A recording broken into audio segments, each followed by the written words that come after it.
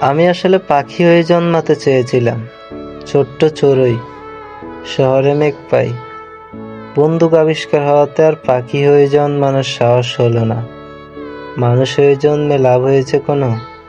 এজন্যই তো কাপন চাপিয়ে ঘোরা। বুক ফুটো হয়ে বাতাস বেরিয়ে যেতে পারে যখন তখন। গোলমেলে ট্রাফিক নিয়মও ফিসে যেতে পারে গাড়ির চাকায়।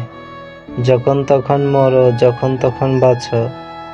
হতাম যদি সোনালি ডানার চিল, আকাশের বিন্দু থেকে মেঘ এনে দিতাম তোমার ডানায়।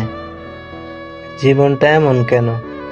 তোমার শীতাতপ নিয়ন্ত্রিত মোটর জানে আমায় নিয়ে চলো দূরে কোথাও, গান শোনাবো তোমায়। তাহলে নিরাপত্তা খোঁজা কি অন্যায়?